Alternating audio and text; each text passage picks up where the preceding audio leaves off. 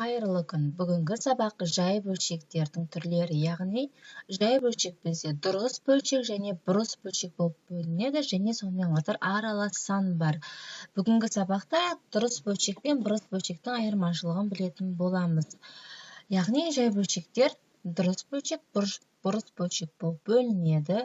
Бұларды ажыратуымыз үшін бізге мынандай бөлшек сызығы көмекке келеді. Осы бөлшек сызығының үстіңгі бөлігіндегі саны алымы, яғни мына жерде қандай да бір сан жазылса, ол алымы, төменгі бөлігінде қандай да бір сан жазылса, бұл бөлімі, яғни алымы және бөлімі арқылы біз дұрыс немесе бұрыс бөлшек екенін бірден анықтайтын боламыз.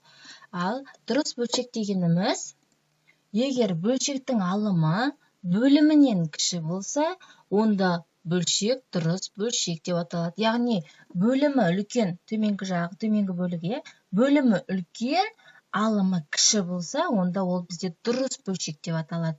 Мәселен, 3-тен 2, 9-дан 4, 10-нан 3, 8-ден 7.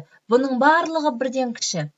Және барлығында байқасақ бөлімдері 3, 9, 18 алымына қарағанда үлкен, сол себепті бұлар дұрыс бөлшек. Яғни 2 3-тен кіші, 4 9-дан кіші, немесе 9 4-тен үлкен, артық. 3 10-нан кіші, 7 8-ден кіші. Демек, бұлар дұрыс бөлшектер. Дұрыс бөлшек әрдайым бірден кіші болады. Яғни ол бір бөлікті алады да бірнеше бөлікке бөледі. Бір бөліктің ішіндегі бөліктер, яғни бір бүтіннің ішіндегі бөліктер, бұлар бізде дұрыс бөлшектер. Әрдайым бірден кіші болады. Мәселен, 3-тен 2 бірден кіші. Себебі мұндағы бөлшек сызығы бөлуді береді. 2-ні 3-ке бөлсек, ол бірден кіші сан шығатын айғақ. 4-ті 9-ға бөлсек, алымын бөліміне бөлу арқылы білсеңіздер болады, бірден кіші. Яғни мына бөлшектің барлығы бірден кіші болғандықтан бұлар дұрыс бөлшектер. Ал бұрыс бөлшек дегеніміз не?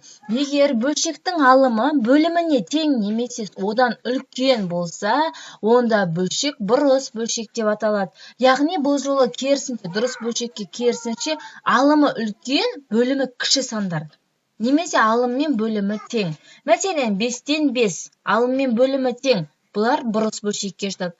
6-тан 11, алымы үлкен болып тұр. Демек, бұл да бұрыс бөлшек. 8-ден 12, алымы үлкен.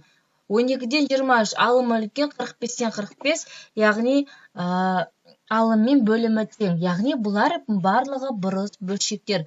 Бұрыс бөлшек әрдайым бірге тең болады. Қандай жағдайда бірге тең болады?